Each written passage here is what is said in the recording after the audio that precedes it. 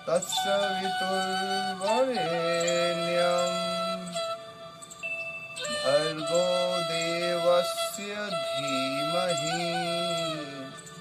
धियो यो नः प्रचोदयात्।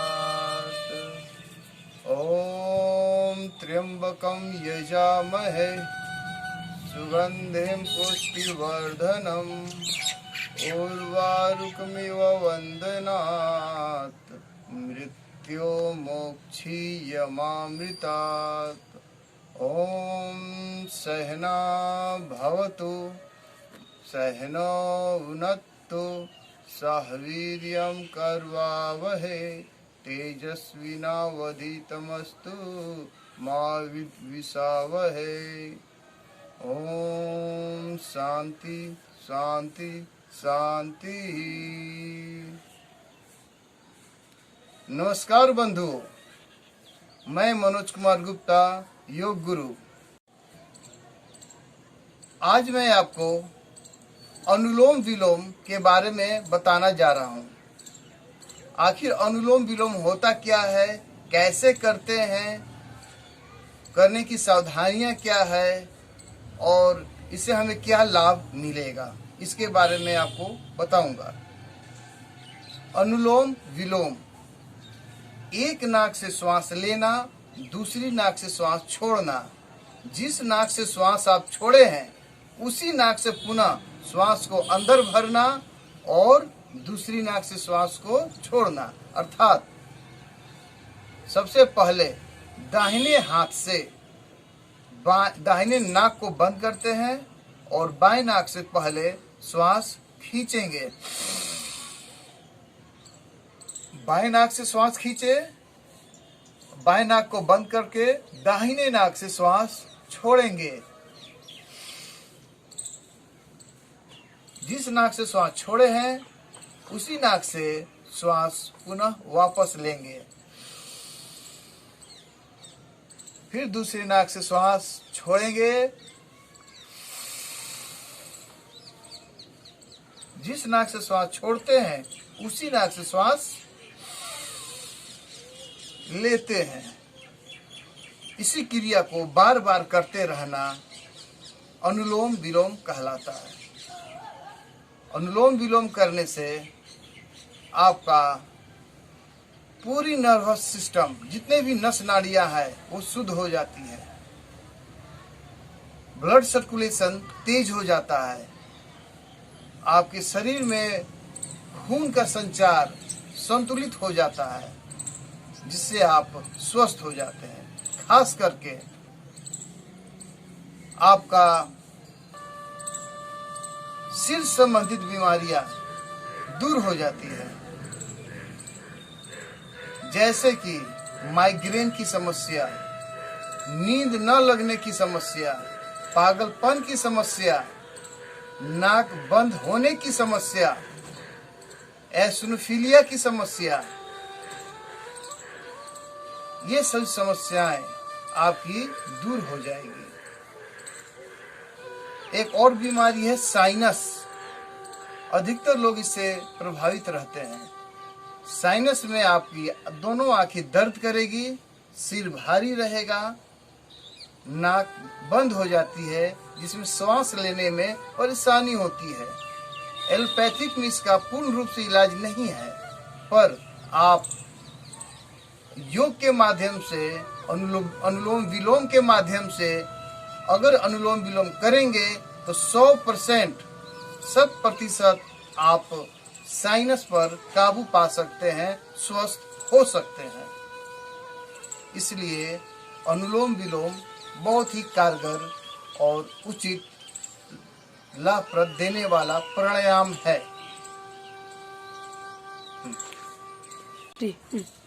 अनुलोम विलोम करने से पहले हम ये ध्यान होना चाहिए कि सबसे पहले बैठने की व्यवस्था आपका क्या है।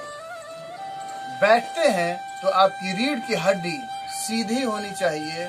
ये नहीं जब अनुलोम विलोम करें सीधी है पर आपकी गर्दन झुकी हुई है, ये गलत है। रीढ़ की हड्डी सीधी होनी चाहिए और गर्दन भी आपकी सीधी होनी चाहिए। जब भी बैठते हैं तो कोई कारपेट या दरी होनी चाहिए। अगर आप पैर मोड़ने की समस्या से परेशान हैं तो कुर्सी पर बैठकर भी आप अनुलोम विलोम कर सकते हैं। जब भी अनुलोम विलोम करें तो श्वास जो लेते हैं लंबी श्वास लेंगे और श्वास दूसरे नाक से छोड़ेंगे तो लंबी श्वास छोड़ेंगे। इस बात का हमें ध्यान होना चाहिए। कुछ बंधु कहते हैं अनुलोम विलोम करते हैं तो हाथ को नीचे कर लेते हैं। ये जो पोजीशन है गलत है।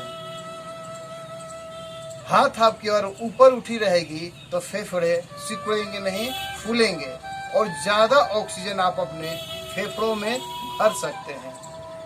देखिए,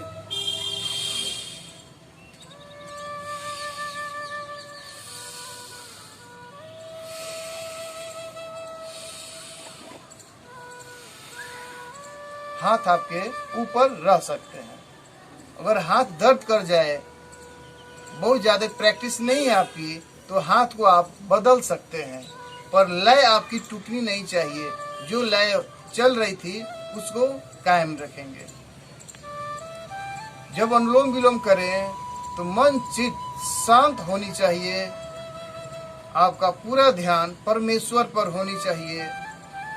अभी नहीं कि यहाँ हम अनुलोम विलोम भी कर रहे हैं और आप अपनी ऑफिस की बातें, स्कूल की बातें, दुकान की बातें सोच रहे हैं, तो ज़्यादा लाभ नहीं मिलेगा। हमेशा ध्यान एकाग्र होकर के, प्रभु में लीन होकर के अनुलोम विलोम करेंगे।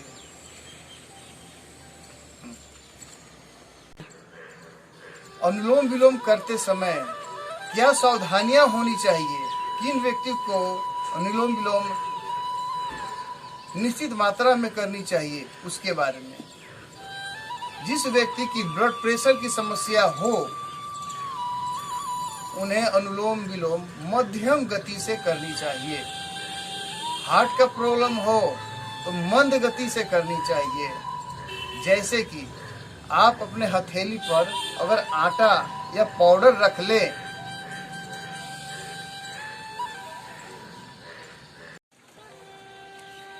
जब पाउडर अपने हथेली पर रखते हैं तो श्वास की जो गति है वो बिल्कुल मध्यम होनी चाहिए।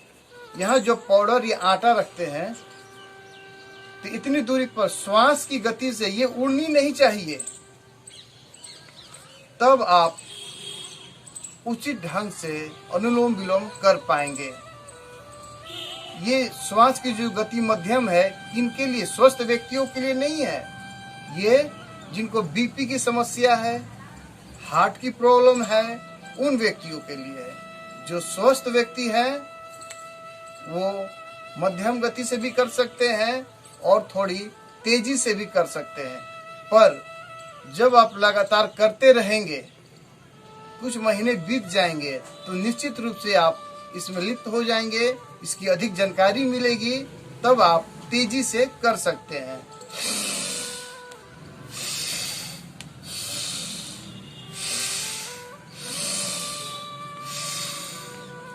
तब आप तेजी से कर सकते हैं और आपको कोई परेशानी नहीं होगी।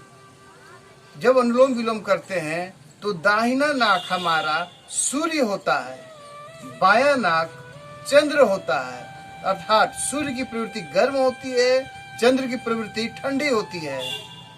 तो सूर्य और चंद्र अर्थात गर्म और ठंडे की प्रवृत्ति सिर में समावेश कराई जाती है और उसकी बैलेंस कराई जाती है। हमारे शरीर में 72,72,02,01 नस नाड़ियां हैं।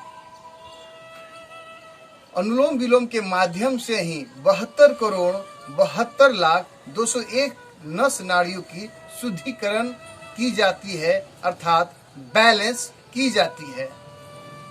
अष्ट चक्र, 9 द्वार, पंचकोश की ये पूरी बैलेंस करता है।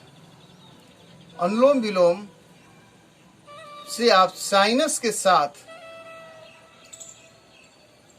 दिमाग, सिर, आंख, कान, ये सभी की समस्या निजात दिलाता है, आराम देता है। अनुलोम विलोम के माध्यम से ही आप जिन बच्चों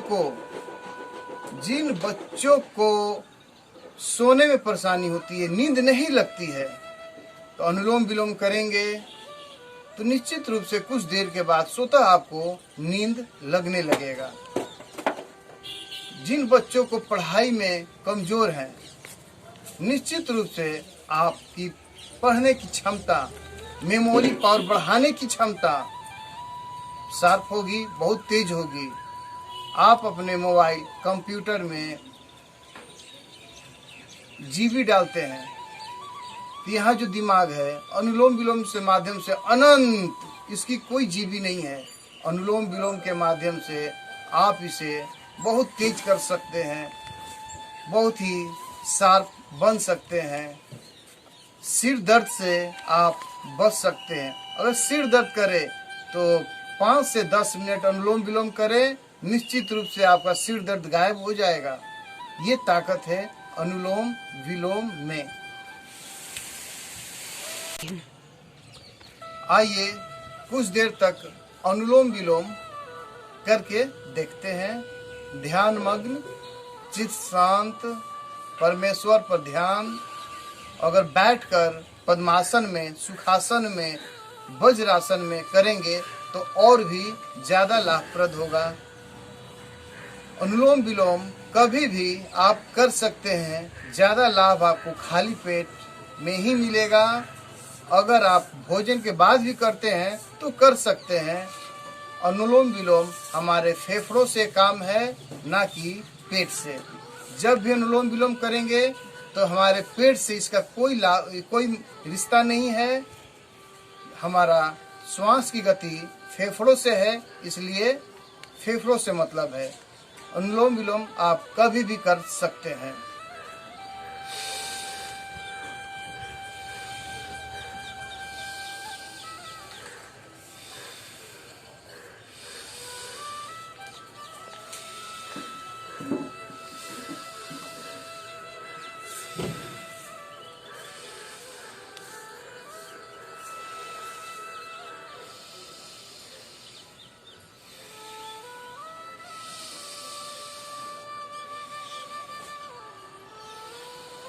कुछ व्यक्ति अनुलोम विलोम करते समय कुछ अपने चेहरे को भी बिगाड़ते हैं, जो कि गलत होता है। सहज भाव, चित्त मन शांत, आराम से करेंगे।